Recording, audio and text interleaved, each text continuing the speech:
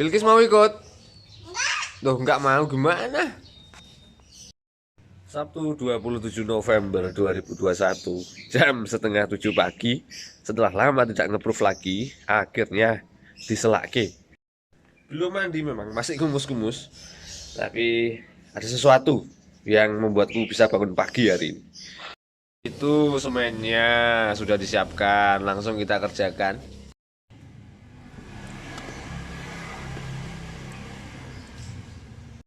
Sarapan dulu Bung Yesa, biar tenaganya penuh untuk nanti mengisi apa? Mengisi perut. Mengisi perut. Oh ya. Di sini ngisi perut, nanti di sana semoga ngisi perut juga. Hari ini aku tuh mau ke Dinoyo untuk memenuhi undangan ngisi materi tentang kewirausahaan di RW 7 untuk ibu-ibu PKK di sana. Sudah mulai berdatangan.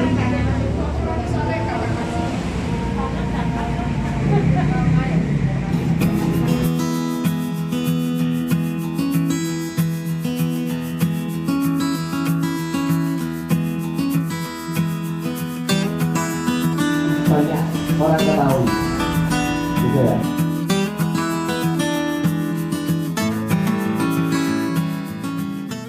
Akhirnya sudah kembali lagi ke Lokanusa. Tadi itu aku ngisi materi untuk acara pendampingan kewirausahaan di RW 7 di Tlokomas di Noyo. Mau buat apa ya kira-kira Mas Endo Bilkis ya? Bilkis tahu nggak? Loh, tadi udah jawab, sekarang tanya itu nggak tahu. Bikin apa? Malah lari gimana sih ini? Nah, jadi yang aku bikin itu pot teman-teman, karena aku mau bercocok tanam dan aku sekarang sedang menekuni hobi baru yaitu bonsai. Ya, lanjutkan ya. Jadi tadi aku acara di sana itu sebenarnya dimintai tolong sama mahasiswa ITN. Dia diajak sama dosennya yang ada kegiatan Abdimas di RW 7 Tlogomas. Nah, itu kegiatannya adalah mendampingi ibu-ibu PKK untuk membuat sebuah startup. Startup di undangannya tulisannya startup, jadi aku akan menyebut ini startup. Nah, apa yang dilakukan ibu-ibu PKK RW 7 di sana yaitu membuat hidroponik dan juga mengelola hasil dari hidroponiknya untuk dibuat jadi produk, dan karena itu adalah produk untuk dijual berarti harus dipasarkan. Nah, yang diminta tolong kepadaku dan Bu Nisa adalah sebenarnya hanya satu hari ini tadi untuk mengisi materi tentang kewirausahaan, mulai dari persiapan branding sampai dengan persiapan marketing produknya nanti.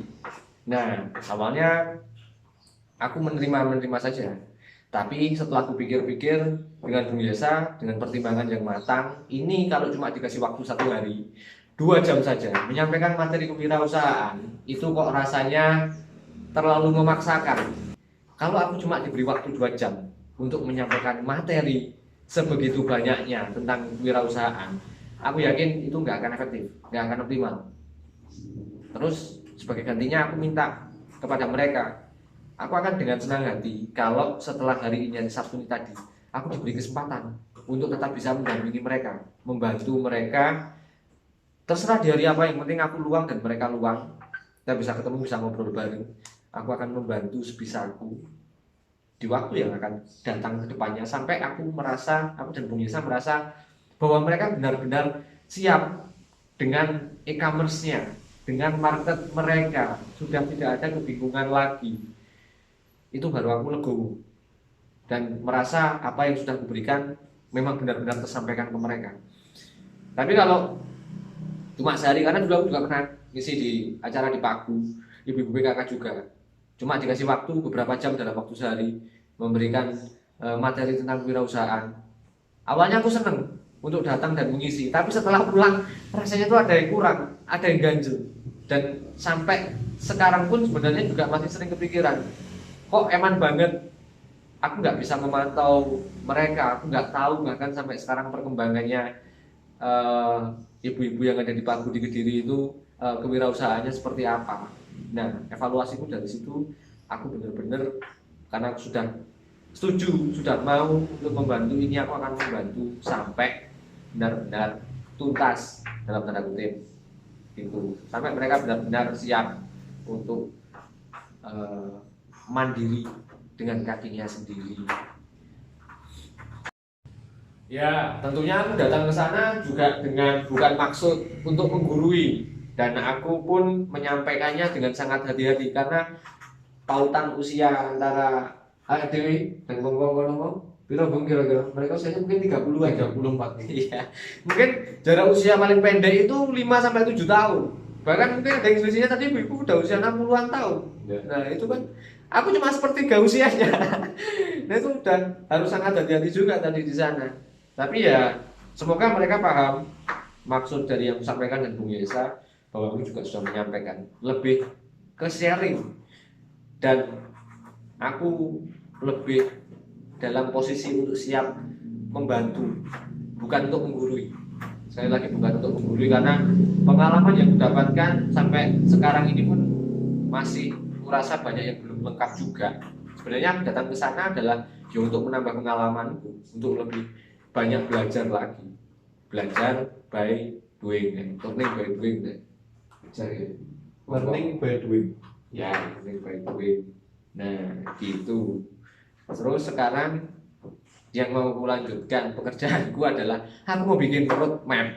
Karena tadi lihat antusias ibu-ibu PKK di sana, mereka itu semangat dengan apa materi yang disampaikan dengan Bung Yesa. Mereka bisa menatap bahwa peluang dari produk mereka ketika dipasarkan di online shop nanti akan mendapat respon yang bagus. Mereka punya visi untuk apa yang sudah mereka kerjakan. Dengan aku melihat semangat mereka, otomatis semangat mereka juga nular kepadaku, dan aku akan mencoba membuatkan roadmap untuk melihat kita akan melangkah sejauh apa, dengan tujuan seperti apa, dengan visi dan misi yang seperti apa kira-kira, biar semua tahu arahnya ini mau dibawa kemana. Oh, tapi sebelum bikin roadmap nih lagi ngerajangi kunir, kita lagi nyiapkan untuk bikin produknya Ubari. Karena tadi waktu pulang dari isi materi, aku pasang status WA, ternyata ada yang komen pesen produknya Ubari 20 pack. Awalnya 10 pack, tapi ternyata ditambahin 10 pack. Kesel, maaf teman-teman, sudah agak kehilangan fokus. Ya, ini sepertinya akan lembur. Kalau nggak nuntut lembur malam ini, ya besok dilanjut pagi-pagi. Nggak apa-apa, tapi juga mengerjakannya dengan semangat. Yang penting hati yang gembira kan katanya adalah obat. Lagunya sih gitu.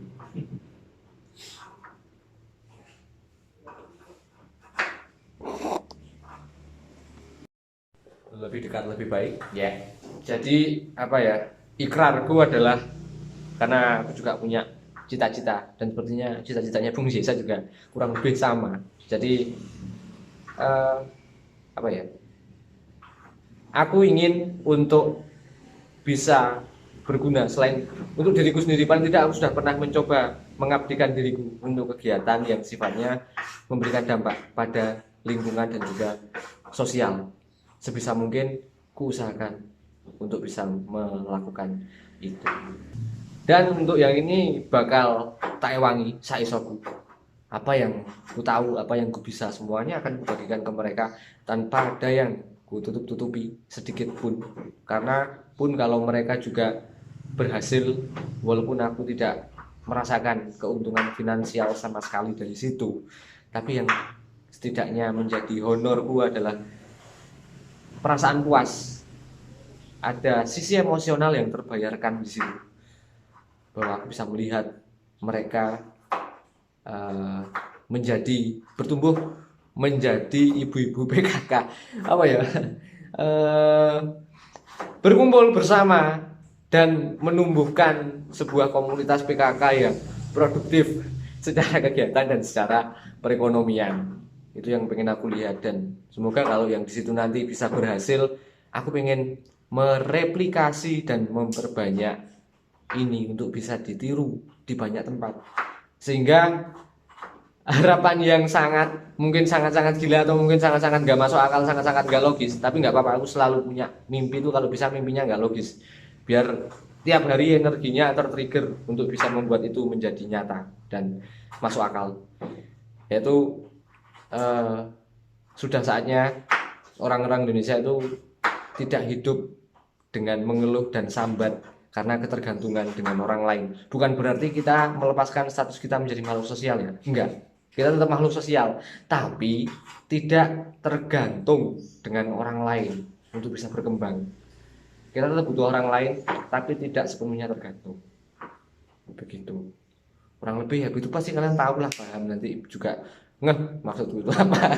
Nah, teman-teman, aku sudah agak buyar, agak kacau ini. Kalau dilihat wajahku udah sayu-sayu juga. Apalagi Bung Yesa itu tambah kesel mindu. Tiap hari budal mulai jam 6 sampai tembus jam 6 lagi. Kalau aku jam 6 masih tidur. Bangunku jam 8. Tapi tembus-tembus pulang jam 12 malam. Tapi ya gitu. Kebanyakan ya di dalam rumah atau enggak mentok di teras bukan. Terima kasih untukmu yang sudah menonton Proof episode yang keberapa ini, aku juga lupa belum ngecek YouTube. Semoga apa yang kukatakan membawa dampak yang positif. Kalau ada kata-kata yang memberikan dampak yang negatif kepadamu, aku mohon maaf, tidak ada maksud untuk itu. Dan tidak semua kata-kata yang keluar dari mulutku adalah kebenaran, karena itu semua relatif, tergantung penilaianmu sendiri. Ya. Sampai bertemu lagi.